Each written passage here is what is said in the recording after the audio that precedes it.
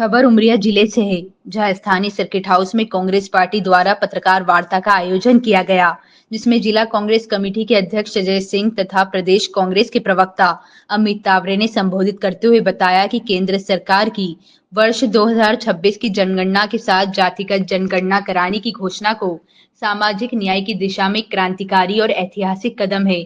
उन्होंने भारतीय राष्ट्रीय कांग्रेस के वरिष्ठ नेता राहुल गांधी की दूरदर्शिता, अथक संघर्ष और जनहित के प्रति उनकी अडिग प्रतिबद्धता की प्रशंसा करते हुए कहा कि ये फैसला केवल एक प्रशासनिक निर्णय नहीं बल्कि राहुल गांधी की उस बुलंद आवाज का परिणाम है और राहुल गांधी की यह जीत हर उस ओबीसी, दलित और आदिवासी के लिए एक नई उम्मीद की किरण है जो दशकों से अपने हक से वंचित रहा है। इस दौरान पूर्व जिला अध्यक्ष राजेश शर्मा, पार्षद त्रिभुवन प्रताप सिंह, प्रवक्ता अशोक गोटिया, शकुंतला धुर्वे, युवा कांग्रेस अध्यक्ष अब्बू सिंह सहित कांग्रेस नेता उपस्थित रहे। ये 2023 से हम सबके नेता और जन जन की आवाज़ राहुल गांधी जी की जो मांग थी जातिगत जनगणना की, जिसको लेकर सरकार और भारतीय जनता पार्टी और राष्ट्रीय स्वयंसेवक संघ लगातार नकारात्मक बातें करता था। जिस तरीके से संसद में राहुल जी का अपमान किया गया भारतीय जनता पार्टी के सांसदों के द्वारा, और उसके बाद जो है वो यू टर्न लेती हुई सरकार ये दिखी। 56 इंच के सीने वाले प्रधानमंत्री का सीना अब 6 इंच का हो गया है, हमको ऐसा लगता है। हालांकि देर आए दुरुस्त आए, लेकिन इसमें हमारी ये मांग है कि जो बजट अलॉट किया गया है जातिगत जनगणना के लिए वो बहुत कम है, क्योंकि हमारी जब सरकार थी 2011 में स्वर्गीय प्रधानमंत्री मनमोहन सिंह जी के नेतृत्व में, तो 4,500 करोड़ से ज़्यादा का बजट था और इस सरकार ने 600 करोड़ के आसपास का बजट अलॉट किया है। तो मुझे लगता है कि सरकार की नीति और नीयत दोनों में खोट है। और दूसरी बात ये है कि हम ये चाहते हैं, क्योंकि ये सबसे संवेदनशील होता है, क्योंकि जन जन से जुड़ा हुआ मुद्दा है। सरकार इस जनगणना की डेडलाइन तय करे और देश के सामने ये बताए कि ये अंतिम डेडलाइन हमारी है और हम इस समय तक जो है वो जातिगत जनगणना पूरी कर देंगे। क्योंकि 2014 में जब नरेंद्र मोदी जी को प्रधानमंत्री बनाती है इस देश की जनता, तो वो 19 में कहते हैं हम 2047 में इस देश को विकसित बनाएंगे, विकासशील बनाएंगे। तो ये सरकार की कथनी करनी में लगातार अंतर है, इसलिए हमारी ये मांग है। और आज उमरिया में इसी संदर्भ में माननीय जिलाध्यक्ष महोदय अजय सिंह जी के नेतृत्व में हम सबने प्रेस कॉन्फ्रेंस आयोजित की है और आप सबको हमारी जो मांगे हैं हमने आप सभी को बताया। ग्वालियर में कांग्रेस की रैली के बाद भाजपा ने सवाल खड़े किए हैं कि 75 साल देश में राज करने के बाद आज संविधान याद आ रहा है कांग्रेस को, इस पर क्या कहेंगे आप? देखिए, बात दरअसल ये है कि ये तो संविधान को मानने वाले लोग नहीं हैं। 1924 में जब राष्ट्रीय स्वयंसेवक संघ बना, आज 100 साल से ज़्यादा हो गए, 2025 में आप और हम सब बात कर रहे हैं। क्या इस राष्ट्रीय स्वयंसेवक संघ को 100 साल के इतिहास में एक भी कोई ऐसा दलित व्यक्ति नहीं मिला जो राष्ट्रीय स्वयंसेवक संघ का प्रमुख बन पाए? क्यों एक भी दलित को आज तक ये लोग संघ प्रमुख नहीं बना पाए? तो ये अपने आप में ही उदाहरण है कि ये लोग संविधान को मानने वाले लोग नहीं हैं। और बात जब संविधान की आएगी तो चाहे जवाहरलाल नेहरू जी की मैं बात करूं, लाल बहादुर शास्त्री जी की बात करूं, राजीव जी की बात करूं, मैं किसी की भी बात करूं, कांग्रेस परिवार हमेशा इस संविधान को बचाने के लिए एक एक कार्यकर्ता अपनी अंतिम सांस तक लड़ाई जारी रखेगा। और ये तो वो लोग हैं, जब हमारे नेता राहुल जी 3,500 किलोमीटर की पैदल यात्रा कर रहे थे लाल किताब को लेकर, तो ये लोग तो उपहास उड़ा रहे थे।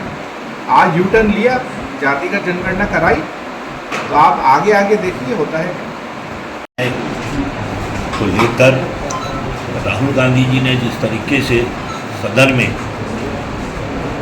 ये मांग की कि जातिगत जनगणना होनी चाहिए, इस तरीके से उनका अपमान किया गया।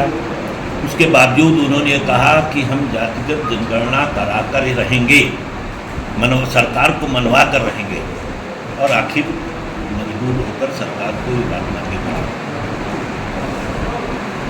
आज आवश्यकता इस बात की थी कि देश की एकता और अखंडता के लिए, देश को एक सूत्र में पिरो के रखने के लिए राहुल गांधी जी ने जिस तरीके से सामाजिक न्याय की बात की है, जातिगत जनगणना कराने की बात की है और ये कहा है कि इसकी जितनी संख्या उसको 5 लाख करना चाहिए।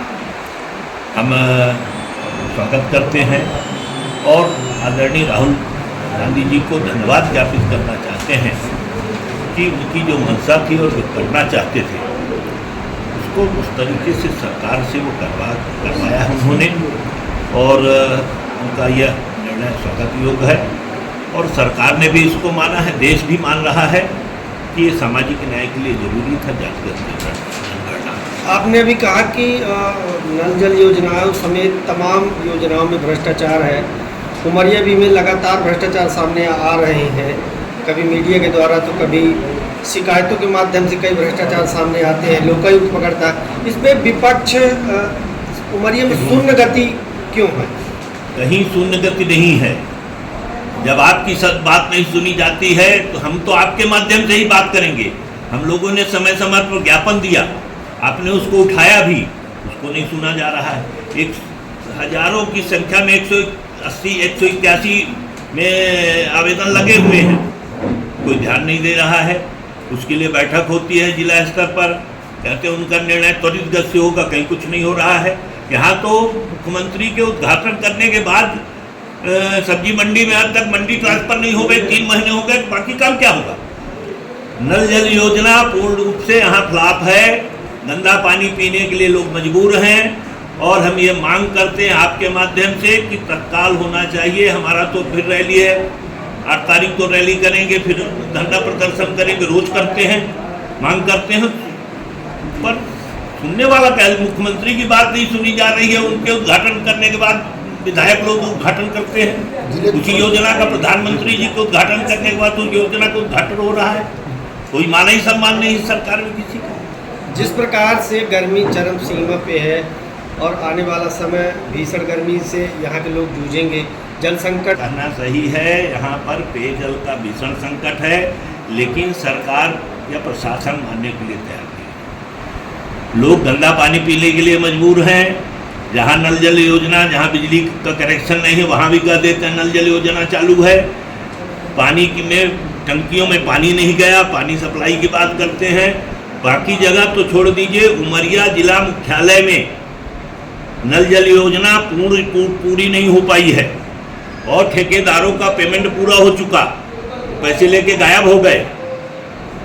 यहाँ कौन सुनने वाला है?